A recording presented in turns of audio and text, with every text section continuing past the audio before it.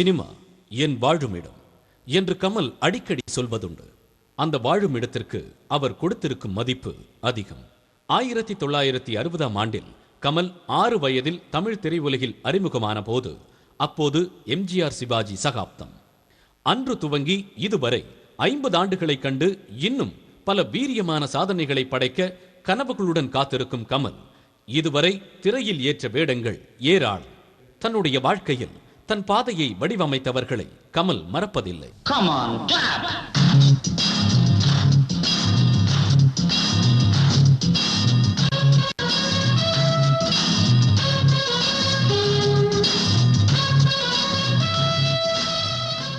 எந்த மொழி திரைப்படமானாலும் கமல் ஒரு முன்னணி ஹீரோ தான்.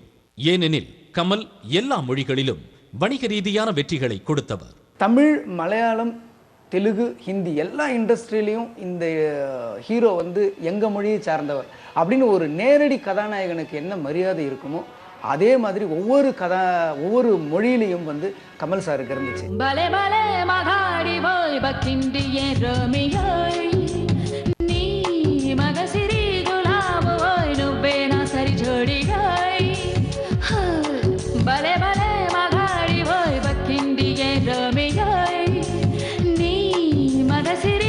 சஃபயர் தியேட்டர் என்று இருக்கிறது மவுண்ட் ரோடு மேம்பாலத்துக்கு அருகில். அங்கு மர்வ சரித்திரா ஓடிக்கொண்டிருந்தது.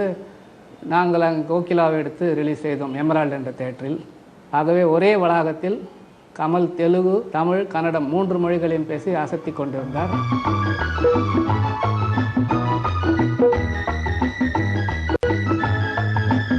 சினிமா சம்பந்தப்பட்ட யாரானாலும் அவர்களுக்கு சரியான வழிகாட்டுதலையும் அறிவுரையையும் தருபவர் கமல். இப்போ என்ன பண்ணிட்டு இருக்கீங்க அப்படின்னு சின்ன தம்பி பண்ணிட்டு இருக்கேன் அப்படின்னு சொல்லும்போது சொன்னார், உங்கள் நடிகன் படத்தில் உங்களுக்கு யார் டப்பிங் பண்ணாங்க அப்படின்னாரு. தருண் தான் எனக்கு டப்பிங் கொடுத்தாங்க, நீங்கள் கொடுக்கலையா அப்படின்னாரு. நான் கொடுக்கல அப்படின்னு. அது எப்படி இன்னொருத்தன் வந்து உங்களுக்கு பேசுவானா? அது நல்லா இருக்காது, நீங்களே பேசணும், அப்போ தான் அது நல்லாயிருக்கும். ஸோ அடுத்த படத்துலேருந்து நீங்கள் பேச ட்ரை பண்ணுங்கள், டப்பிங் பேச ட்ரை பண்ணுங்கள். அந்த வார்த்தை வந்து எனக்கு இன்னைக்கும் மனசுல வந்து அப்படியே நிக்குது. கமல் எப்போதும் தன்னை மாணவனாகவே நினைத்து வந்துள்ளார். நடந்தது நடந்தது, நடக்க போவது அறிந்தது, அதெல்லாம் அப்புறம் பார்க்கலாயா. அறிந்தது அறியாதது எல்லாம் எமக்கு தெரியும், எல்லாம் எமனுக்கு தெரியும். ராலி forward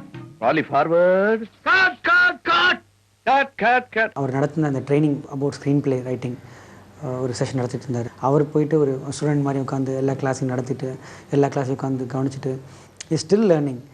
today any newcomer can, ஒரு நியூ கமர் எவ்வளோ வெறி இருக்குமோ அந்த வெறியில் இன்னும் அவருக்கு இருக்கு நான் பார்த்தேன் அன்னைக்கு. அதே சமயம் ஒரு ஆசிரியராகவும் மற்றவருக்கு கற்றுக் கொடுத்துள்ளார். ஒரு குழந்தை வந்து ஒரு திருவிழாவை பார்க்குறப்ப எவ்வளோ ஆச்சரியத்தோடையும் எவ்வளோ ஒரு வசீகரத்தோடையும் பார்க்குமோ அது மாதிரி தான் நான் வந்து விரும்மாண்டி அனுபவம் முழுக்க எனக்கு இருந்துச்சு. நான் வந்து வச்சக்கண் வாங்காமல் அவரே பார்த்துக்கிட்டே இருப்பேன். அப்போ தான் எனக்கு வந்து எனக்கு புரிஞ்சுன்னா அவர் ஜென்ரலாக வந்து எல்லா இயக்குநர்கள் மாதிரி வேலை செஞ்சுக்கிட்டு இருந்தாலும் ஆனால் அவருக்கு பின்னாடி அவரை இயக்குறதுக்கு வந்து ஒரு தத்துவார்த்த கோட்பாடு ரீதியான ஒரு பின்புலம்ன்றது வந்து எப்பயுமே அவர் பின்னாடி இயங்கிக்கிட்டே இருக்குது அப்படின்றது நான் வந்து கண்கூடா அனுபவ ரீதியாக எனக்கு வந்து பார்க்க முடிஞ்சு. டைரக்டர் கேபி சார் படம் வந்து பார்த்தாலே பரவசம். ஒரே ஒரு சீன் மட்டும் அதில் ஆக்ட் பண்ணியிருந்தார். அந்த சீன் ஷூட் பண்ணிருக்கோம். ஷூட் பண்ணும்போது ஒரு சின்ன டைலாக் கமல் சார் சொன்னார், இதை இந்த டைலாக் கொஞ்சம் இப்படி மாற்றி சொல்லிக்கலாமா அப்படின்னு கேட்டார்.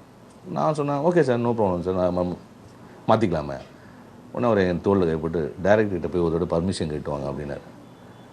அப்போவே ரொம்ப ஷாக்கான விஷயம். முதல்ல டைரக்டர் கேபி சார் கொடுக்குற ஒரு மரியாதை ப்ளஸ் ஒரு டைரக்டர் கொடுக்குற ஒரு மரியாதை, அதுதான் நான் வந்து அங்கே ரொம்ப உணர்ந்த ஒரு விஷயமா இருக்கு. சினிமா என்பதை மறுபடி முயற்சித்து பார்ப்பதுதான். அதை ட்ரையல் அண்ட் எரர் என்று கூறுவர். ஆனால் முதல் முறை செய்வதையே சரியாக செய்பவர்தான் Kamal. He is a perfectionist. அந்த கேரக்டரைசேஷனை வந்து அனலைசேஷன் வந்து சூப்பராக இருக்கும். ஹிஸ் இன்வால்மெண்ட் இந்த கேரக்டர். ஒரு கேரக்டர் பண்ணால் இவர் தான் அவர் அப்படிங்கிற மாதிரி இருக்கும். கன்னத்தில் தேன் குடித்தால் கற்பனை ஓடி வரும், உள்ளத்தில் பூங்கவிதை வெள்ளம் போல் ஓடி வரும். நம்ம எல்லாருடைய ஹார்ட் பீட்டும் லேப்டாப்னு அடிக்கும். ஆனால் கமல் அவர்களுடைய இதயம் மட்டும் நடிப்புன்னு தான் அடிக்கும். கிண்ணத்தில் தேன் வடித்து கைகளில் ஏந்துகிறேன், He is a library. எண்ணத்தில் போதை வர எங்கெங்கோ நீந்துகிறேன். அவருடன் பணிபுரியும் கலைஞர்கள் பெரும்பாலும் அவருடைய ரசிகர்களாகவே இருந்து வந்துள்ளனர். நான் அடிக்கடி சொல்வதுண்டு, கமலுடைய ரசிகர்களுடைய பட்டியலிலே முதலிடம் எனக்குத்தான் என்று. Is my sweetheart. I love him so much. சினிமாவில் உள்ள அத்தனை துறையிலும் பணிபுரியும் தொழில்நுட்ப கலைஞர்களை ஏதேனும் ஒரு வகையில் பாதிப்பை ஏற்படுத்தி இருப்பார் கமல். பேசிக் ஒரு டெக்னிக்கல் பர்சனாக மட்டும் இல்லாமல் ஒரு சீன் வந்து எப்படி விஷுவலாக அப்ரோச் பண்ணுறது, ஒரு சீனை எப்படி ஹேண்டில் பண்ணுறது ஆஸ் அ கேமராமேனாக, இது நான் நிறையா கற்றுக்கிட்டேன் அவர்கிட்ட. அதாவது not only just as a cinematographer but as a complete film maker. He is extremely motivating when you work with him. இன்று வரை கமல் எது செய்தாலும் அதில் ஒரு எதிர்பார்ப்பு இருக்கிறது. கமல் சார் அடுத்து ஒரு படம் பண்ணுறாரு அப்படின்னாக்கா இதில் என்ன பண்ணார் அவர் அப்படின்ற ஒரு கேள்வி எல்லாருக்குமே இருக்கு, ஒரு எதிர்பார்ப்பு எல்லாத்தையுமே இருக்கு. அதுதான் அவருடைய மிகப்பெரிய ஒரு சாதனை நினைக்கிறேன் நான். எல்லா துறையிலும் சரிசமமான திறமையுள்ள கலைஞன் கமல் என்று சொன்னாலும் மிகையாகாது. அவர் மியூசிக் பற்றி நல்லா தெரியும், நடிப்பு நல்லா தெரியும், ஸ்க்ரீன் பிளே பற்றி நல்லா தெரியும், டைரக்ஷனை பற்றி ரொம்ப நல்லா தெரியும். எல்லா டிபார்ட்மெண்ட்டும் அவருக்கு அத்துப்படி. அவர்கிட்ட இருக்கிற பெரிய அட்வான்டேஜ் என்ன அப்படின்னா, நிறைய கற்றுக்கணும்னு ஆசைப்படுவார், நிறைய கற்றுக்கிட்டவங்களை பக்கத்தில் வச்சுக்கிறதுக்கும் ஆசைப்படுவார்.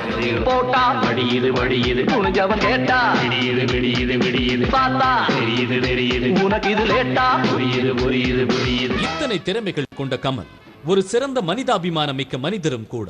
தன்னுடைய சொந்த ஊரின் நினைவுக்கு திட வடிவம் கொடுத்த மாதிரி பரமக்குடியில் வைகை ஆற்றின் கரையில் அவர் கட்டி கொடுத்த பள்ளிக்கூடம்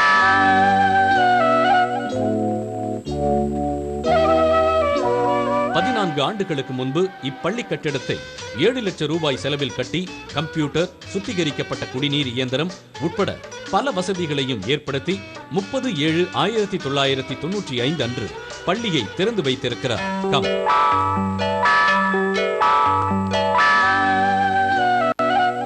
ஓட்டுக்குட்டையில் இயங்கிக் கொண்டிருந்த கட்டடம் வந்து 30/7/1995 அன்று இந்த பிரம்மாண்டமான இந்த பள்ளிக்கூட கட்டடம் கட்டி வைக்கப்பட்டு பத்மஸ்ரீ திரு கமலஹாசன் அவர்களால் துவக்கி வைக்கப்பட்டது. அதற்கு பின்னாடி நான் இங்கு கடந்த 3 வருடங்களாக பணியாற்றி கொண்டிருக்கிறேன். இங்கே சேர்ந்த பின்னாடி சந்திரகாசன் மூலமாக சுமார் 76,000 ரூபாய் திரு பத்மஸ்ரீ கமலஹாசன் அவர்கள் இந்த பள்ளிக்கூடத்திற்கு வழங்கியிருக்கிறாங்க. கேட்கும் போதெல்லாம் திரும்ப திரும்ப எந்த விதமான உதவி கேட்டாலுமே உடனடியாக வழங்கி கொண்டிருக்கிறார்கள்.